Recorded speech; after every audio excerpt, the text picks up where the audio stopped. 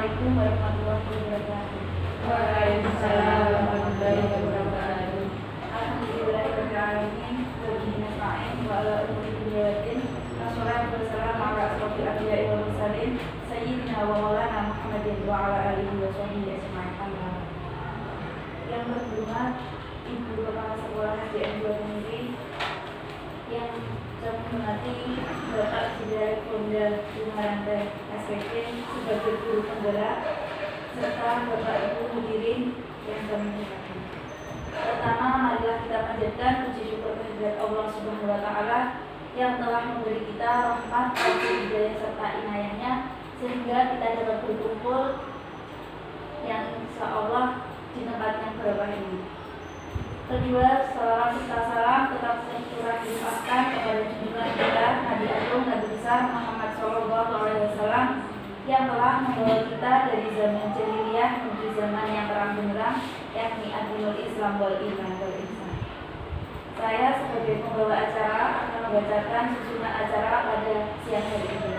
Acara yang pertama pembukaan, acara yang kedua sambutan kepala sekolah, acara yang ketiga presentasi diseminasi budaya positif, acara yang keempat doa, dan acara yang terakhir penutup.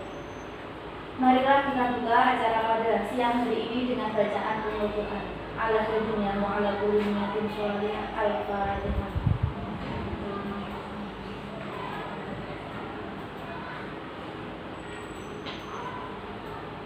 Amin amin ya rabbal alamin. Acara selanjutnya sambutan kepada Ibu Kepala Sekolah, kepada Ibu Siti Munawarah kami bacakan.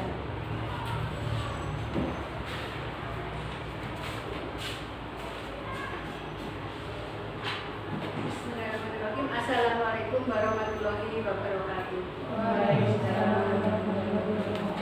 Yang terhormat Bapak Ibu Guru SDN 2 Kemiri, marilah pertama kita panjatkan puji syukur Allah Subhanahu wa taala yang telah melimpahkan rahmatnya sehingga kita sampai pada siang ini masih diberi kesehatan, keselamatan. Yang kedua, salah satunya marilah kita panjatkan kepada junjungan kita Muhammad Shallallahu Alaihi Wasallam yang kita nanti-nantikan sahabatnya nanti di yaumul qiyamah. Bapak Ibu, saya ucapkan terima kasih atas waktu yang telah panjenengan luangkan untuk menghadiri undangan dari Bapak Dili selaku CGP Angkatan 9 dalam acara presentasi diseminasi budaya positif. Saya mohon nanti Bapak Ibu untuk bisa berperan lebih aktif agar acara ini nanti bisa berjalan dengan lancar. Amin ya rabbal alamin. Sekali lagi saya ucapkan terima kasih atas waktunya. Dari saya cukup sekian. Wabillahi taufiq wal hidayah. Assalamualaikum warahmatullahi wabarakatuh. Kepada beliau disampaikan terima kasih. Acara selanjutnya presentasi diseminasi budaya positif. Kepada Bapak Jidarik Fonda Bumarantai kami bacakan.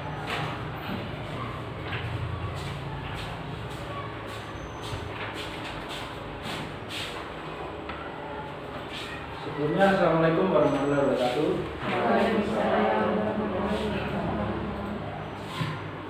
Pertama-tama, marilah kita panjatkan rasa puji dan syukur kepada Allah Subhanahu wa taala yang telah memberikan rahmat taufik serta hidayahnya sehingga kita dapat berkumpul di sini membacakan sholawat.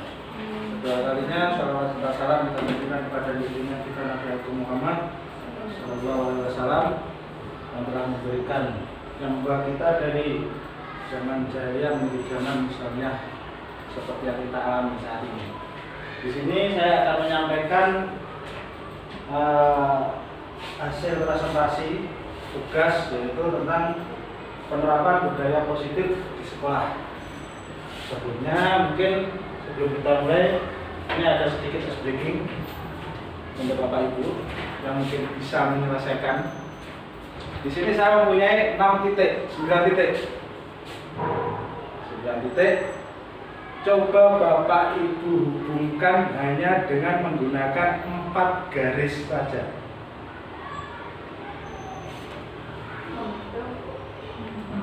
Jadi bentuknya bebas, tapi ke 9 titik ini hanya dihubungkan, dapat terhubung semua hanya dengan 4 garis.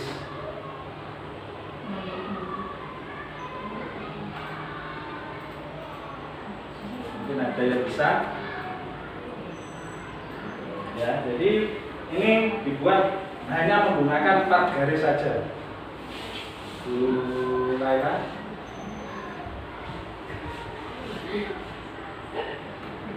Semua harus ikut ya? Semua harus ikut, tidak ada yang sisa. Hanya menggunakan 4 garis.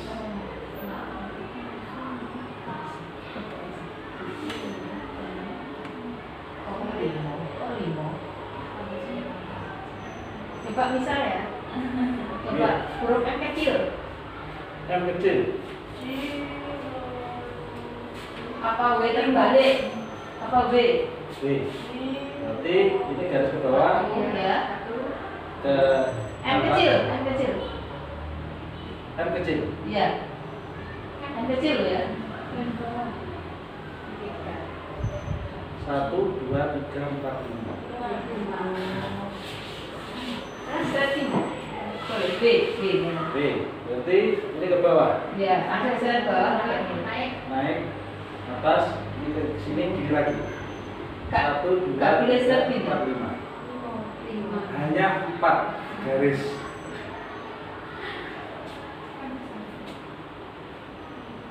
Makanya langsung seret kan bisa. Caranya Bapak bisa dengan bukan Bayu.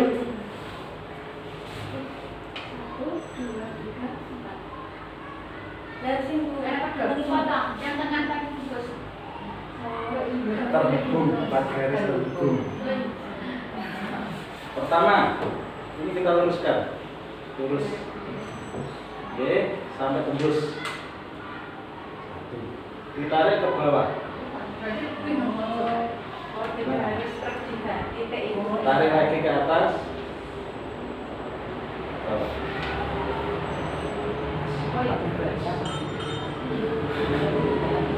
Jadi ini adalah sedikit gerakan breaking aja biar tidak terlalu tegak. Selanjutnya yaitu di sini kita penerapan budaya positif. Budaya positif di sekolah atau di kelas itu ada 6 langkah. Yang pertama yaitu disiplin positif dan nilai kebajikan universal. Kedua, teori motivasi, hukum, penghargaan dan restitusi. Yang ketiga, keyakinan kelas. Keempat, kebutuhan dasar manusia dan dunia berkualitas. Yang kelima, restitusi atau 5 posisi kontrol. Sedangkan yang keenam adalah restitusi atau segitiga restitusi. Mulai dari awal kita bahas yaitu tentang disiplin positif dan nilai kebajikan. Di sini kita biasanya sering melihat pada budaya kita, disiplin itu dimaknai sebagai seseorang yang mendapatkan kepatuhan atau cenderung disiplin itu dengan ketidaknyamanan.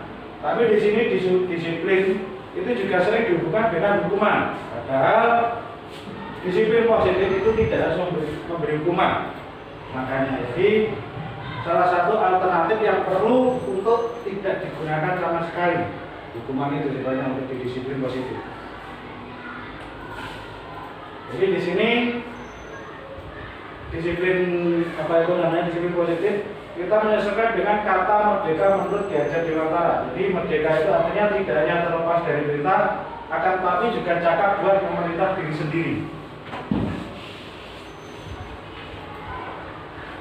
Pemikiran Ki Hajar ini sejalan dengan pandangan dari tokoh pendidikan dari nanti yaitu Dennis Johnson yang dalam bukunya Restitusi School Disiplin tahun 2001 dia menyatakan arti kata disiplin itu berasal dari bahasa Latin yaitu disiplina yang artinya belajar. Jadi di sini seorang murid atau pengikut seorang harus paham betul alasan mereka mengapa mengikuti suatu aliran atau ajaran tertentu sehingga terbangun motivasi intrinsik bukan ekstrinsik. Nah, disiplin diri ini dimulai dengan cara mengontrol diri.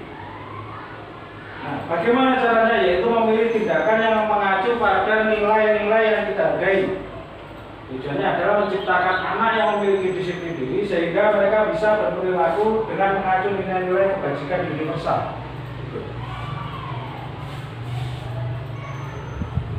Dan Ferguson juga dalam bukunya Restructuring School Discipline menyatakan ada 3 motivasi perilaku manusia, yaitu yang pertama menghindari ketidaknyamanan. Ini biasanya ya, jadi kita di sini itu biasanya lebih memilih, mungkin secara pribadi kita menghindari ketidaknyamanan atau hukuman, itu yang pasti. Yang kedua yaitu kita akan berpikir bagaimana cara mendapatkan sebuah imbalan. Setiap saya seperti ini berarti saya imbalannya apa kalau saya seperti ini.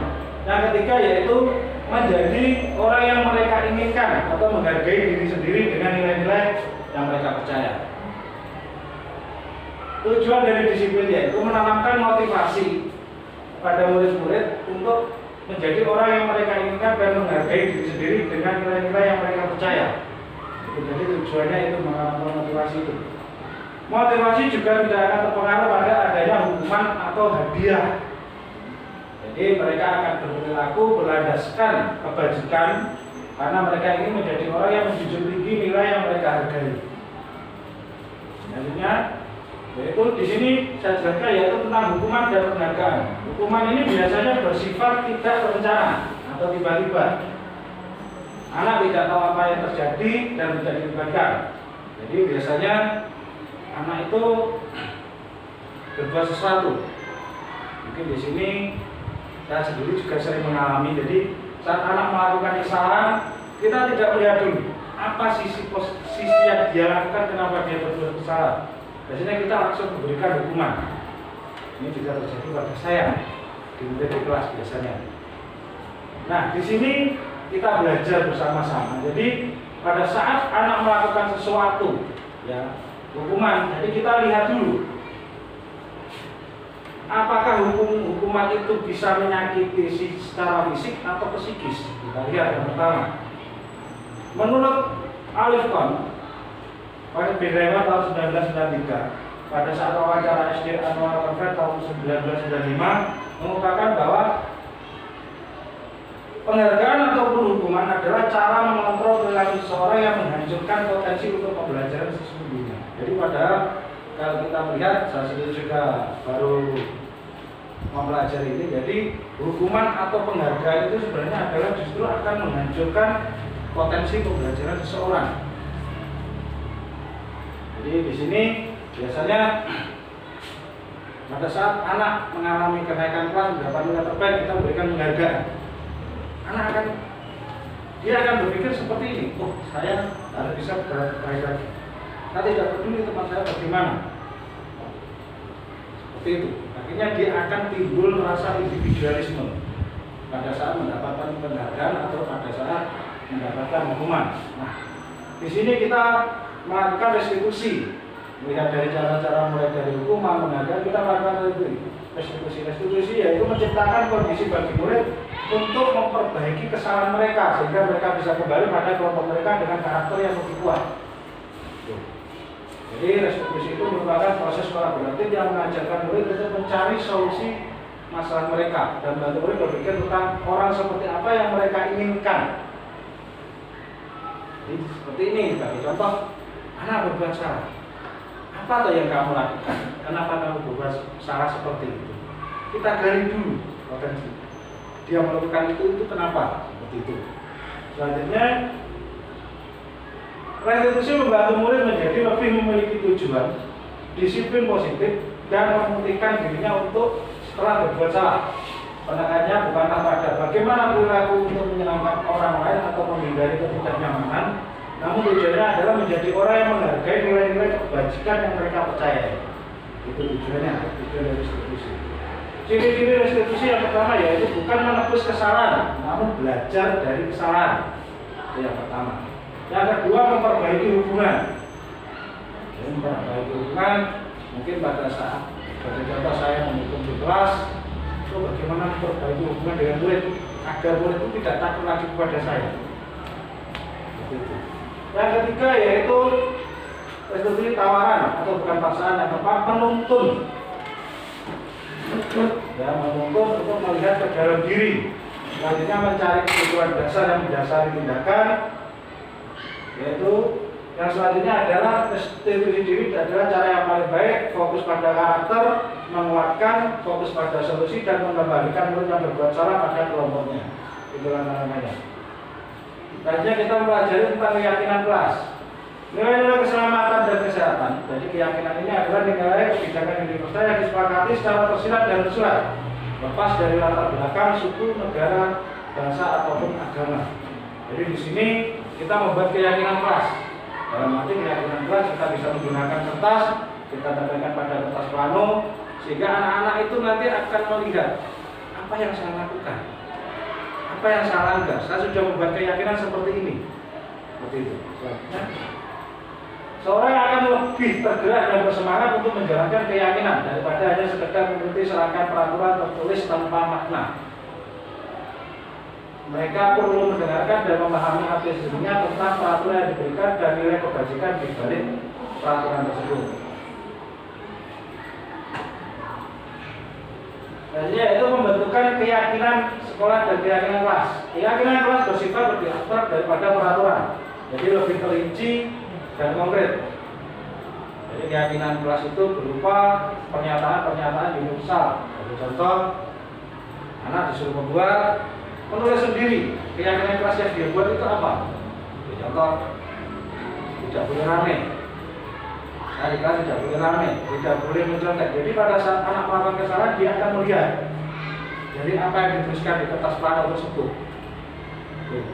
Selanjutnya, keyakinan kelas sebenarnya tidak terlalu banyak sehingga mudah diingat dan dipahami oleh semua warga sekolah. Dalam hal ini kita perkecil, kita teruskan. Oh, ini kelihatannya arahnya mungkin sebagai contoh, oh arahnya kelihatannya sama, berarti ini dijadikan satu.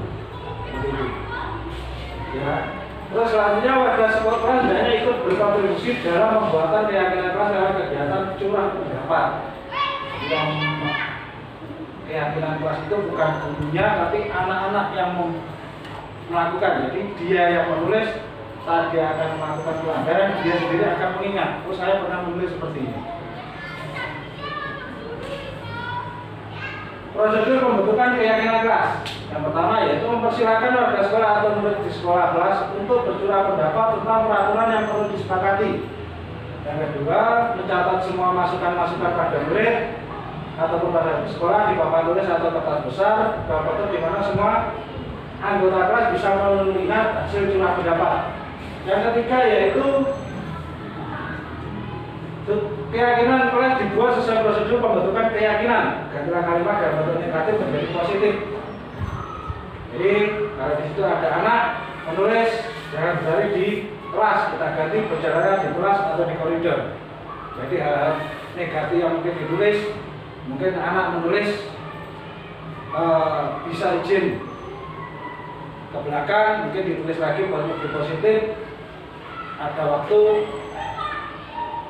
Kalau mungkin di kelas saya pada saat pembelajaran ada waktu jika apa-apa dengan alam seperti itu. Jadi ada dibuat lebih positif.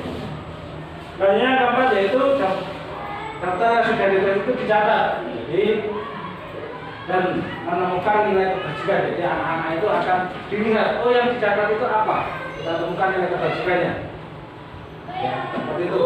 Contoh, berjalan di kelas, dengarkan guru, datangkan tepat waktu, terus apa itu saling menghormati, hormat keyakinan. Jadi itu yang seperti itu yang dilakukan. Selanjutnya yaitu tinjauan, jadi meninjau kembali. Jadi mungkin di situ kita lihat apakah ada beberapa peraturan yang telah disatukan menjadi keyakinan kelas. Jadi kalau di peraturan di kelas itu sudah ada, mungkin kita sedikit kurangi. Jadi yang kelihatannya belum tercantum di peraturan kelas bisa kita masukkan melalui keyakinan kelas tadi. Yang keenam yaitu semua warga kelas dipersilakan meninjau ulang dan menyetujui dengan menandatangani keyakinan kelas, termasuk guru dan semua warga murid. Yang ketujuh yaitu diletakkan di dinding kelas di tempat yang mudah dilihat semua warga kelas. Contoh keyakinan kelas itu, jadi anak-anak pada saat menulis itu bisa dilihat. Yang pertama yaitu setiap anggota kelas perlu belajar, setiap anggota kelas perlu senang, setiap anggota kelas perlu melakukan tugas, setiap anggota kelas perlu saling menghargai dan setiap anggota kelas perlu merasa aman.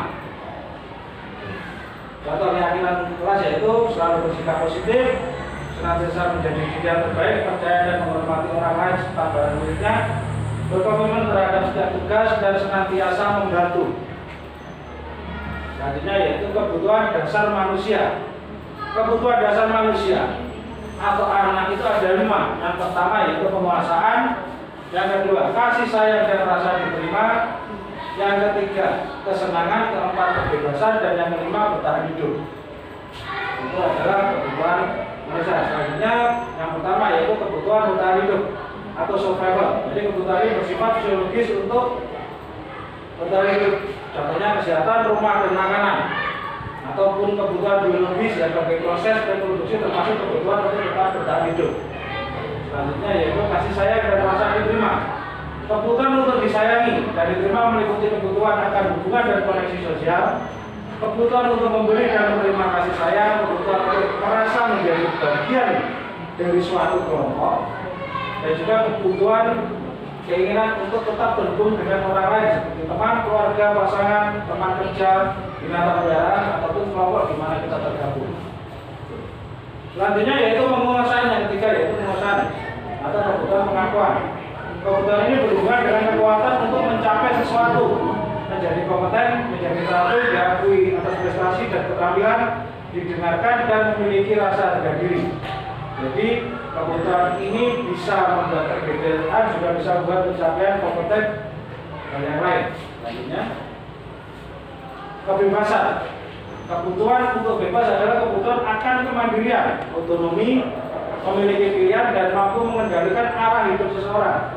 Di sini digunakan pada saat keyakinan kelas itu, yaitu anak-anak dengan kebutuhan kebebasan ini menginginkan pilihan. Jadi mereka lebih banyak bergerak, suka mencoba, tidak terpengaruh orang, dan senang mencoba hal-hal baru yang menarik. Itu biasa yang dilakukan untuk anak. Selanjutnya yaitu kesenangan. Kesenangan yaitu kebutuhan untuk mencari kesenangan, bermain dan tertawa. Jadi di sini Glaser menghubungkan kebutuhan akan kesenangan dengan belajar. Jadi anak-anak dalam kebutuhan dasar kesenangan ini biasanya menikmati apa yang mereka lakukan. Yang menikmati, mereka juga berkonsentrasi saat mengerjakan hal-hal yang disenangi. Jadi mungkin Bapak Ibu bisa melihat anak pada suka belajar apa, dia akan lebih semangat daripada pelajaran yang tidak dia sukai. Tuh. Artinya yaitu restitusi 5 posisi kontrol. Dia barusan dalam bukunya Restitution Restructuring School Discipline tahun 1998 menemukan bahwa guru perlu meninjau kembali penerapan disiplin di dalam ruang kelas mereka selama ini. Apakah telah efektif, apakah berpusat, memerdekakan, dan memandirikan murid, dan bagaimana, mengapa. Jadi riset ini dilakukan pada teori kontrol Dr. William Glaser. Glaser berkesimpulan bahwa ada 5 posisi kontrol yang diterapkan seorang guru, orang tua maupun atasan dalam melakukan kontrol. Yang pertama yaitu sebagai penghukum. Jadi seorang bisa sebagai penghukum menggunakan orang-orang tersebut menjalankan posisi. Sebagai contoh kita, ya. Jadi sekolah itu memerlukan sistem dan alat yang dapat lebih menekan murid lebih dalam lagi. Itu biasanya dipakai pada sistem posisi penghukum. Jadi biasanya patuhi aturan saya, awas jika kamu melakukan sesuatu, atau mungkin kamu selalu saja salah. Itu posisi penghukum. Pasti selalu yang terakhir selesai pada saat mengerjakan. Itu juga posisi penghukum. Ya, jadi seperti itu. Selanjutnya posisi penghukum itu biasanya menggunakan nada tinggi, menghardik, menunjuk, berkaca pinggang, dan membentak. Hukumannya biasanya yaitu verbal ataupun fisik. Dampaknya yaitu murid akan menjadi pendendam, tidak menyukai guru atau mata pelajaran yang diampu. Yang kedua yaitu posisi guru sebagai pembuat merasa bersalah. Yaitu posisi ini guru akan bersuara lebih lembut, membuat rasa bersalah menggunakan kehilangan yang membuat orang lain merasa tidak nyaman, merasa bersalah, rendah diri. Jadi biasanya kalau guru berposisi sebagai pembuat merasa bersalah, yaitu bagi contoh mungkin suaranya tidak terlalu tinggi, mungkin pelan. Ibu saya kecewa sekali dengan kamu.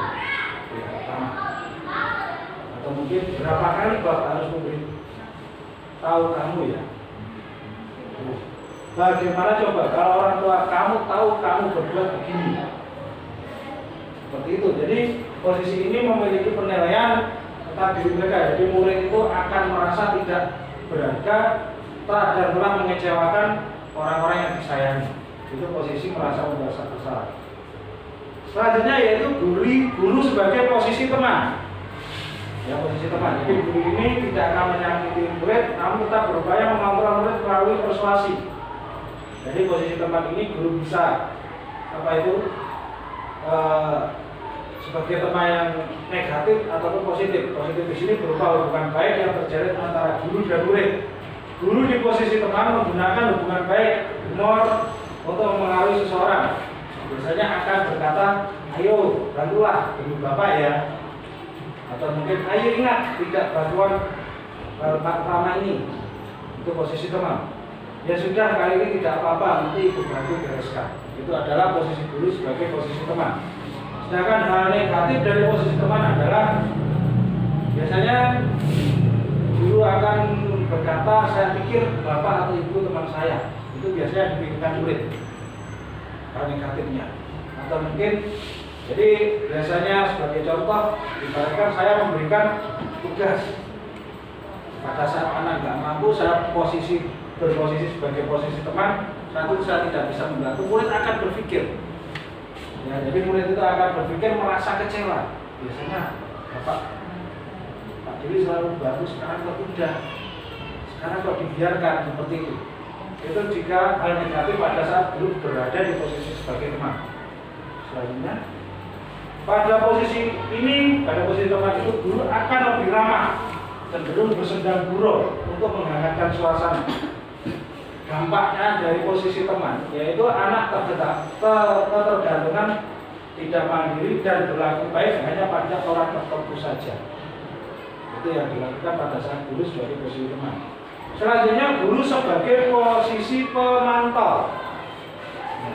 Jadi posisi pemantau di sini guru berdasarkan jadi bertanggung jawab pada orang-orang yang kita awasi. Jadi guru di posisi pemantau itu seperti itu. Jadi dengan menggunakan sanksi, konsekuensi, dan dapat memisahkan hubungan pribadi kita dengan murid. Jadi seorang akan menggunakan posisi memantau.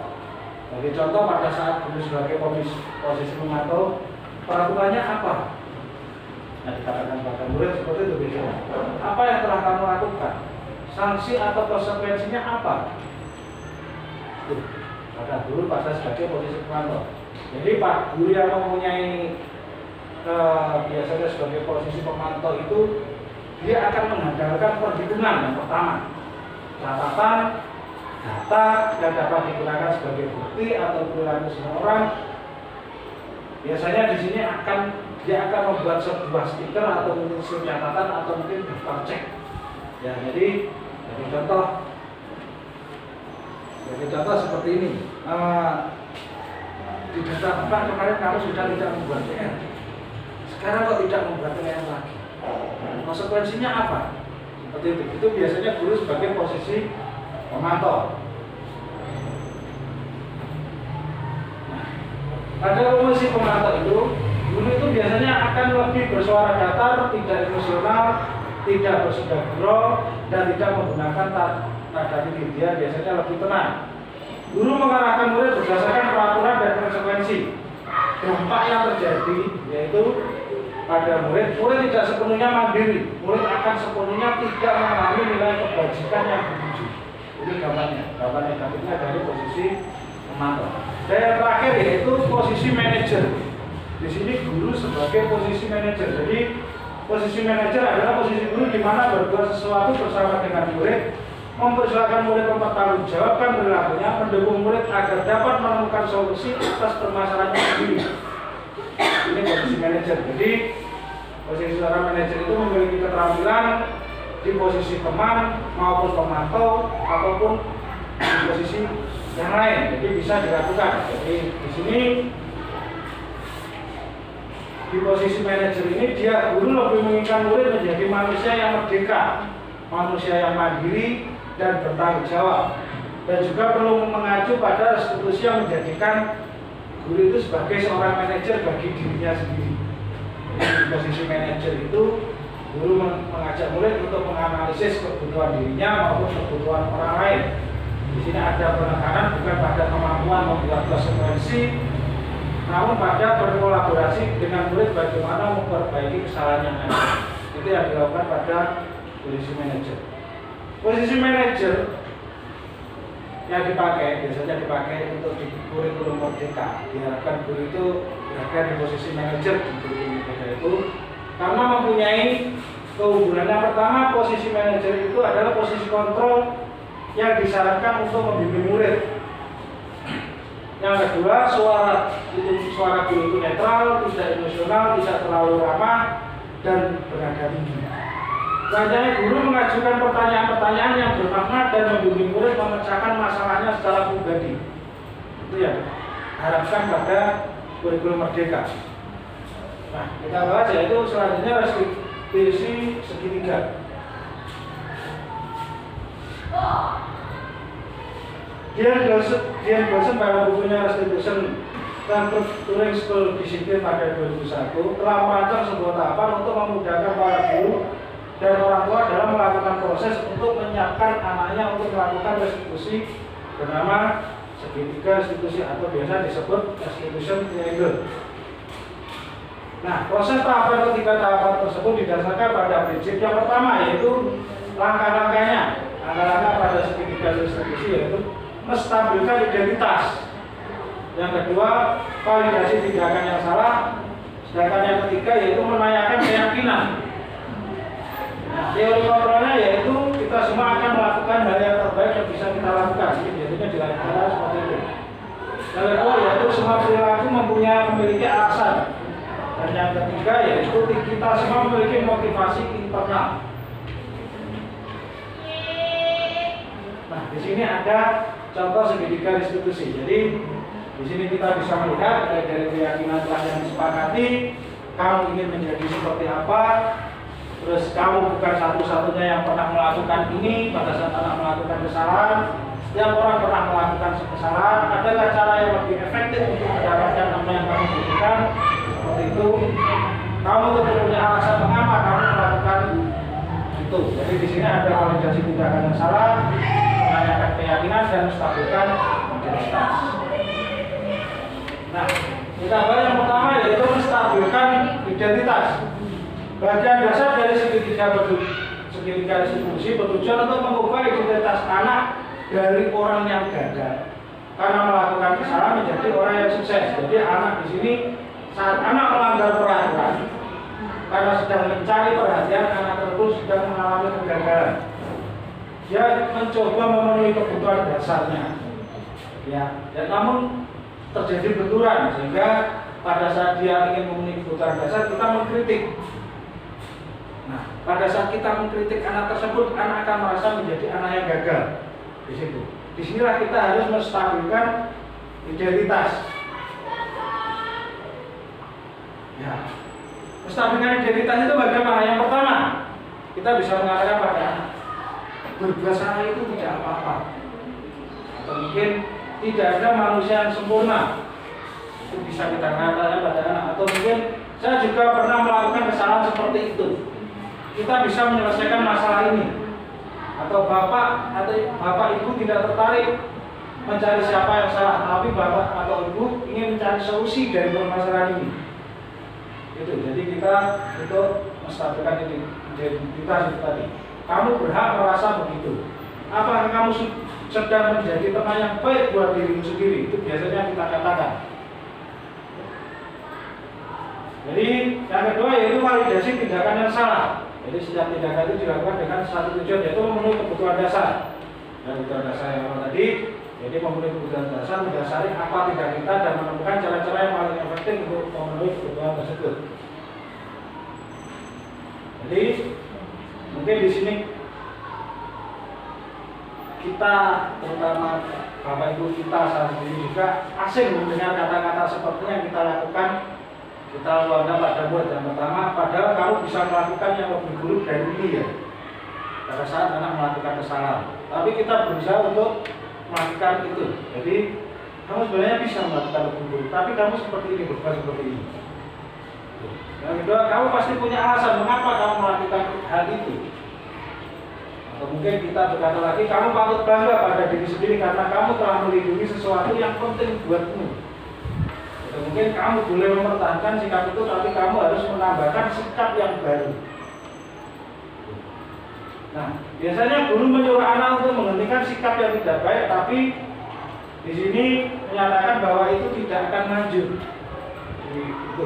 Jadi memvalidasi sikap itu tidak baik seperti bertentangan dengan aturan yang ada. Namun sebetulnya tujuannya menunjukkan bahwa guru memahami alasan dibalik tindakan murid. Selanjutnya, jadi itu tidak menyalahkan guru bicara pada murid bahwa melanggar aturan adalah sikap yang baik, tapi dalam restitusi guru memahami alasannya. Jadi di sini kita paham setiap orang pasti akan melakukan yang terbaik di waktu yang tertentu. Jadi pelanggaran atau aturan seringkali menimbulkan anak akan permasalahan seringkali bertabrakan dengan kebutuhan yang lain. Jadi kebutuhan akan kasih sayang, merasa diterima, love, belong, atau mungkin kalau anak sedang bermasalah dia tetap menjadi bagian dari masalah, namun kita memahami alasannya melakukan sesuatu. Yang kedua yaitu menanyakan keyakinan. Jadi teori ini menyatakan bahwa pada dasarnya menanyakan keyakinan yaitu yang pertama, langkah pertama yaitu identitas sukses telah tercapai. Yang kedua, tingkah laku yang salah telah divalidasi, dan selanjutnya maka anak siap dihubungkan dengan nilai-nilai yang dia percaya dan berpindah menjadi orang yang dia inginkan. Hanya pertanyaan.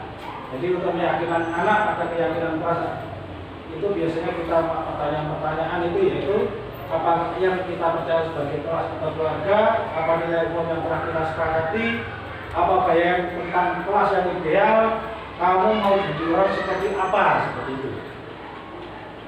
Nah, ini adalah contoh hasil penerapan budaya positif. Nah, ini yang dimaksud dengan keyakinan kelas. Jadi anak menambahkan di sini ada harus jujur seperti ini. Jadi kita melihat. Jadi anak akan melihat sendiri. Oh, ini yang saya lakukan. Jadi seperti itu. Jadi dasar terpawa itu saling menghargai. Kalau dia seperti itu bisa kita lakukan. Apa yang telah kamu langgar dari keyakinan yang telah kamu buat. Ya, terima kasih. Mungkin dari sini penjelasan saya. Ada pertanyaan dari Bapak Ibu?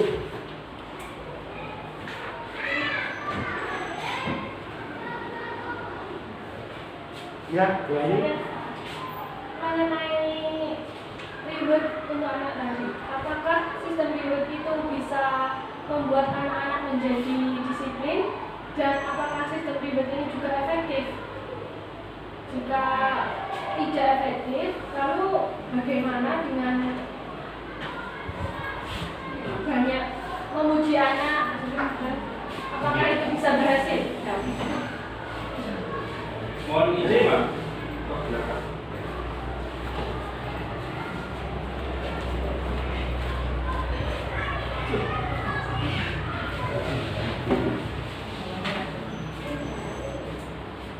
Nah, jadi sistem reward.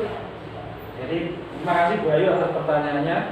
Jadi sistem reward itu biasanya kita memberikan hadiah atau memberikan sistem stiker. Oh, ini anaknya baik. Ya, itu sebenarnya sebagai alat pengontrol. Jadi walaupun itu menyenangkan bagi anak itu sebenarnya menurut restitusi atau budaya positif itu adalah tidak efektif untuk jangka panjang. Jadi tidak efektif. Jadi reward itu mengubah perilaku anak-anak menjadi tidak terlatih motivasi internal yang pasti. Kalau menurut budaya positif, jadi boleh melakukan hadiah atau memberikan reward, tapi mungkin di sini akan memanipulasi yang pasti. Ya, itu. Jadi mungkin di di sini memberi dukungan atau hadiah tidak dijadikan di awal sebagai perilaku tapi sebagai alat tawar. Jadi sebagai alat tawar agar anak tidak ketergantungan. Seperti itu. Yang penting dukungan pada anak dilakukan bukan pada saat dia berhasil, tapi justru saat gagal menunjukkan usaha keras. Ada lagi? Mungkin dari dua sudah.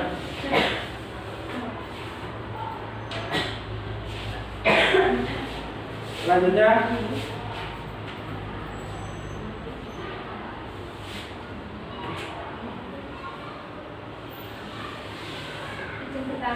Pertanyaan Pak Diel mengenai keyakinan kelas tadi. Bagaimana mewujudkan sebuah keyakinan kelas yang efektif? efektif. Ya. Jadi keyakinan kelas yang efektif yaitu pertama yaitu menerapkan aturan dan harapan. Jadi menerapkan harapan yang jelas di kelas. Yang pertama itu. Yang kedua yaitu dengan tegas diharapkan di sini menciptakan iklim kelas yang positif. Jadi kelas itu dijadikan lingkungan yang positif, inklusif dan mendukung dan yang pasti mengenali keragaman siswa. Yang ketiga yaitu mendengarkan dan memberikan perhatian. Ya, jadi mendengarkan dan memberikan perhatian siswa dengan aktif. Selanjutnya mendorong partisipatif aktif bagi siswa dan yang terakhir yaitu melibatkan orang tua. Itu untuk dari jawaban saya untuk pertanyaan dari Bumala. Mungkin dari Bumala dari sini mungkin sudah jelas. Berarti juga melibatkan orang tua. Iya, sebagai wali murid. Sama-sama Bumala. Selanjutnya mungkin ada pertanyaan. Ini kita sendiri dari guru aja ya. Iya. Kadang kita sebagai guru di dalam kelas itu terpancing emosi ya, pas anak melanggar aturan atau kita waktu menerangkan dia bicara sendiri, ngobrol sendiri, terus jadi kita mungkin emosi. Terus bagaimana caranya supaya kita itu tenang dan lancar dalam menerapkan disiplin positif. Jadi bagaimana supaya kita itu enggak punya niat menghukum atau apa gitu. Terus cara apa yang dipakai oleh disiplin positif itu? Di sini terima kasih Bu Anis atas pertanyaannya. Yang membuat saya berbias menjawabnya pastinya. Nah, di sini ya. Dari pertanyaan Bu Anis itu, kalau kita terpancing emosi, berarti kita berespon. Jadi kita berespon pada kebutuhan, jadi bukan kebutuhan anak, tapi pada kebutuhan kita pribadi sudah pasti. Kebutuhan pribadi. Jadi di sini kita berasumsi atau memberikan label negatif anak itu nakal. Nah, caranya yang pertama yaitu jika melihat kondisi seperti itu, mungkin kita tenangkan diri dulu. Ya, sebelum melakukan proses disiplin positif kita tenangkan diri dulu bahwa mungkin apa yang dilakukan anak itu pasti ada yang namanya apa itu tujuan dan niatnya. Jadi anak nakal itu tujuan dan niatnya itu apa? Itu pasti yang pertama. Selanjutnya yaitu dengan melihat apa yang dibutuhkan anak. Jadi mungkin pada saat anak nakal atau anak itu apa? Oh mungkin kebutuhan anak dia ingin mendapatkan sebuah perhatian. Oh mungkin dia merasa bosan dengan pelajaran. Seperti itu. Nah, jadi kita lakukan langkah awal yang disepakati yaitu tentang saling menjaga. Jadi kesempatan bersama dilakukan yaitu komunikasi dengan baik. Pasti komunikasi dengan anak yang baik. Tuh. Ya, jadi kesepakatan yang dibuat seperti keyakinan kelas tadi itu adalah mungkin kita komunikasikan dengan anak. Kesepakatannya bagaimana di awal pada saat anak membuat keyakinan kelas kita. Jadi dari sini. Berarti kita ingatkan anak itu deh. Ayo kesepakatan awal gimana? Iya. Kita terangkan nggak boleh rame. Iya, kan itu keyakinan kelas yang membuat anak bukan kita. Jadi karena membuat keyakinan kelas seperti itu berarti anak juga harus mentaati peraturan yang dia buat. Kamu harus teruskan dengan kesepakatan sendiri. Iya. Mengingatkan dengan cara seperti itu. Iya, terima kasih. Apakah Bu Anis? Sudah memahami? Ya. Terima kasih. Jadi selanjutnya, ya Bu. Bagaimana kita sebagai guru mewujudkan sebuah keyakinan jelas dan efektif?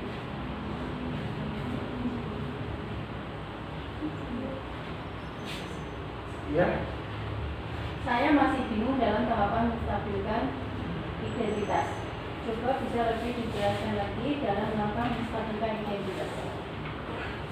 Nah, di sini cara menstabilkan identitas mungkin bagian menstabilkan identitas itu adalah bagian dasar dari sebuah segitiga. Jadi tujuannya yaitu mengubah identitas anak dari orang yang gagal karena melakukan kesalahan menjadi orang yang sukses. Nah, di sini kita melakukan anak yang reflektif, maka kita harus bisa meyakinkan dengan kalimat-kalimat, mungkin bisa dengan menggunakan berbuat salah itu tidak apa-apa. Ya, berbuat salah apa itu tidak ada manusia yang sempurna. Tapi Bapak Ibu mungkin tidak tertarik dengan itu, tapi kamu harus tahu sendiri apa yang telah kamu lakukan itu sudah benar atau salah. Seperti itu. Jadi tujuannya yaitu menstabilkan identitas permasalahan itu dulu. Dan setelah itu kita membuat kalimat-kalimat positif agar murid lebih terbuka kembali. Ya, lebih terbuka kembali ketika melakukan refleksi atas kesalahannya. Itu jawabannya mungkin sudah memahami maksudnya atau mungkin sudah. Terima kasih. Iya. Mungkin ada pertanyaan lagi?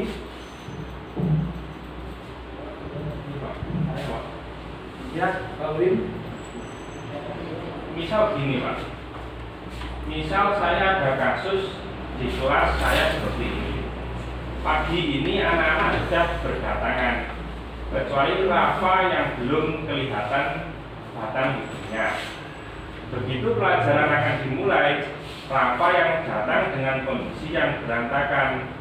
Dava, temannya bertanya, mengapa dia berantakan? Lalu anak Rafa itu malah marah-marah dan menantang temannya itu hingga terlibat adu mulut. Hampir saja mereka berkelahi. Anak-anak yang takut memanggil saya yang kebetulan berada di ruang guru. Saya panggil kedua anak itu. Setelah saya tanya, ternyata Rafa tidak suka kalau dibilang berantakan dan sering terlambat. Rafa tergesa-gesa berangkat ke sekolah hingga hatinya kalut. Untuk langkah segitiga restitusi untuk kasus di kelas saya seperti apa ya Pak? Terima kasih Pak Win. Yang pertama yaitu kita mungkin menstabilkan identitas dulu. Jadi kita tanya dulu, apakah perbuatan tadi pagi itu sudah benar atau salah? Yang pertama. Yang kedua, kita mungkin melakukan sebuah perkataan, mungkin setiap orang pasti pernah melakukan kesalahan dan tidak ada manusia yang sempurna. Itu cara menstabilkan identitas. Selanjutnya yaitu dengan melakukan validasi tindakan yang salah. Ya. Pertama yaitu pasti mengapa dia melakukan kesalahan tersebut. Apa yang membuat dia mungkin berantakan atau bagaimana, itu validasi. Dan apa alasannya? Mungkin kita bisa menanyakan, sekarang coba ceritakan apa alasanmu kok seperti itu. Yang terakhir yaitu menanyakan keyakinan. Yang menanyakan keyakinan, yang pertama mungkin keyakinan itu yaitu kita sudah membuat keyakinan kelas. Apakah kamu masih ingat keyakinan yang sudah kamu buat? Yang kedua yaitu keyakinan kelas apa yang telah kita sepakati. Yang ketiga, apakah perbuatanmu itu sudah sesuai dengan keyakinan kelas yang telah kita buat? Yang keempat, apakah kamu mau memperbaiki kesalahanmu tersebut? Itu. Jadi kita menciptakan, kita melakukan langkah-langkah yaitu yang pertama mungkin menstabilkan identitas, memvalidasi tindakan yang salah dan menanyakan keyakinan. Itu Pak Tim. Ya, paham? Ya, terima kasih. Terima kasih Bapak Ibu. Di sini saya sudah menyampaikan Terima kasih atas waktunya, dan mohon maaf jika mungkin pada menyampaikan atau presentasi yang saya lakukan ada kesalahan. Assalamualaikum warahmatullahi wabarakatuh. Waalaikumsalam warahmatullahi wabarakatuh.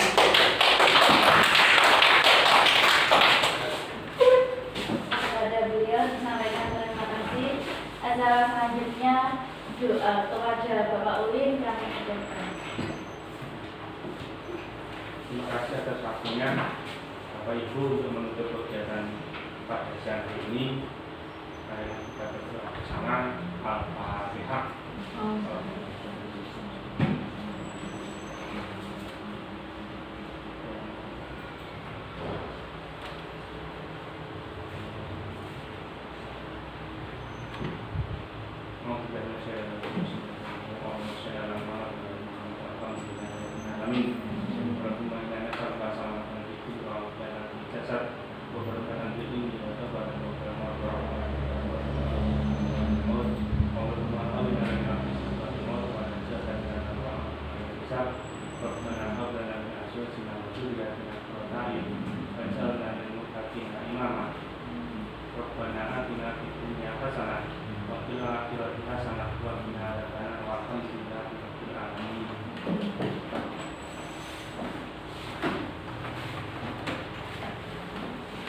Kepada beliau diucapkan terima kasih. Acara selanjutnya penutup. Marilah kita tutup acara pada siang hari ini dengan bacaan hamdalah. Alhamdulillahirobbilalamin. Alhamdulillahirobbilalamin. Acara demi acara telah berjalan dengan lancar. Kurang lebihnya mohon maaf. Sekian dari saya. Wassalamualaikum warahmatullahi wabarakatuh. Waalaikumsalam.